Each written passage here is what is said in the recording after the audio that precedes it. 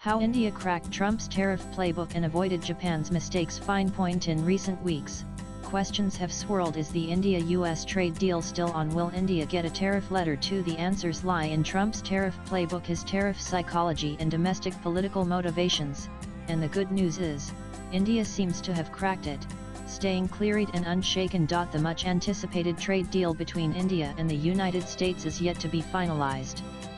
Initially, it was believed that the agreement would be announced a day before July 9, marking 90 days since U.S. President Donald Trump announced new tariffs on April 2. That was when the tariffs were originally scheduled to come into effect. However, no announcement was made.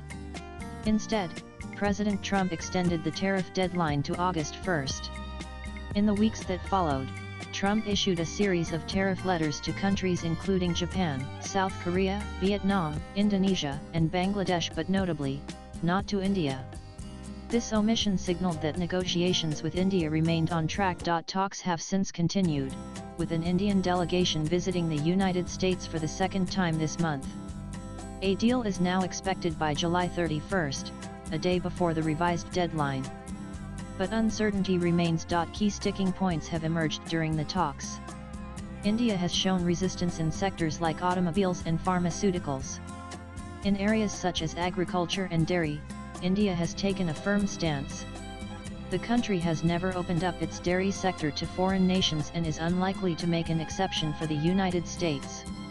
Another critical issue is genetically modified foods. India's GMO-free reputation provides it with an export advantage, especially in European markets. While Trump wants the deal to benefit American farmers, India has domestic agricultural interests of its own to safeguard. According to sources, India has already made its best possible offer to the US, and the ball is now in Trump's court. The Indian side has maintained a consistent message throughout: it will not negotiate under pressure or on imposed deadlines. India has stated it will only agree to a deal that is mutually beneficial, asserting its red lines and keeping retaliatory measures on the table. For instance, India has reserved its rights under World Trade Organization norms to impose retaliatory duties on products such as steel, aluminum, and automobiles. In light of these complexities, expectations around the deal have been scaled down. A mini-trade deal is now being discussed, involving tariff reductions below 20%. This would revise the 26 tariff rate announced on April 2 and avoid a public confrontation or a dramatic tariff letter from Trump. A reduced tariff scenario, even in an interim agreement, would offer India a competitive edge, as most other countries are facing tariffs exceeding 20%. Despite the contentious atmosphere surrounding global trade, India appears to have received relatively careful treatment. In contrast, President Trump has adopted a more combative posture toward traditional allies and partners. Japan is a case in point. A long-standing security ally and the largest holder of U.S. Treasury bonds, Japan had expected preferential treatment. Instead, Trump targeted its auto sector and pressured it to purchase American rice, both sensitive sectors for Japan. Frustration mounted on the Japanese side over the disjointed approach of U.S. negotiators. Prime Minister Shigeru Ishiba, who was the first foreign leader to offer a deal to Trump's second-term administration, found himself the first to receive a tariff letter, a 25% tariff effective August 1. Trump has since referred to Japan as spoiled and derisively called Prime Minister Ishiba Mr. Japan. With elections approaching in Japan, Trump's actions have had a direct political impact. Japan is now reassessing its strategic reliance on the United States. This raises broader concerns, particularly within the Quad grouping, about what such treatment of allies signals to adversaries like China. Japan is not alone. Nearly every U.S. ally or partner, including the European Union, Canada, South Korea, Mexico, and the Philippines, has faced tariff action, alongside countries like Bangladesh, Cambodia, Libya, and Myanmar. Since July 7, Trump has issued approximately 26 tariff letters. India, however, remains an exception. This indicates that negotiations are ongoing and have not broken down as they have with other nations. Still, India is not under any illusion about receiving special treatment. The Trump administration has shown that even close allies are subject to hardline tactics. Moreover, there is a broader credibility issue. Even if a deal is signed, there is little guarantee that it will be honored or last. Nan India entered negotiations with a clear understanding of these dynamics.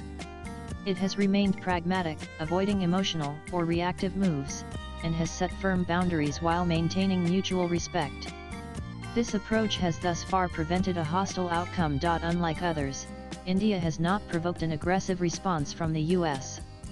This demonstrates a carefully managed and calibrated strategy, arguably one of the most measured among US trade partners. India has avoided the pitfalls of unrealistic expectations as seen with Japan and political discord as with the EU or Canada. It has remained unambiguous, unemotional, and prepared for all possible outcomes, deal or no deal. This strategy is rooted in a clear understanding of Trump's trade doctrine. For the US president, no relationship is sacred. Symbolic and financial gains take precedence. A country's leverage with Trump depends not on historical ties but on current strength, strong leadership, and economic clout. In this respect, both the Modi-Trump personal rapport and India's growing economic heft have helped sustain dialogue. Trump's tariff approach is also shaped by domestic political motivations. Tariffs are more than a tool to reduce trade deficits. They serve as a source of government revenue that can finance future tax cuts or economic subsidies. Tariffs are also being used to pressure companies to move manufacturing to the US, thereby boosting domestic employment and industry. For Trump, tariffs are not just a means to an end, they are the end. Yet, unpredictability persists. Trump is often accused of Taco Trump always chickens out, a phrase referring to his tendency to retreat from threats at the last minute, as seen in repeated delays of tariff implementation, including against China. He has also used tariffs for arguably unjustified actions. The 50% tariff imposed on Brazil, despite a US trade surplus with the country, was justified by citing the ongoing trial of former President Jair Bolsonaro. Brazilian President Lula's assertive response at the BRICS summit only heightened tensions. Trump has even threatened to impose a 10% tariff on all BRICS member states. Swipe left for next video. Tariffs remain Trump's weapon of choice and they are here to stay. Given this, the prudent course is to protect core interests, remain firm, and avoid hasty or unfavorable agreements. Trade deals, after all, can be either game changers or backbreakers. Once signed, they are difficult to reverse. Thus far, India's leadership has navigated Trump's tariff threats more effectively than most. The trade negotiations remain alive, and a peaceful, win-win outcome is still possible despite the challenges.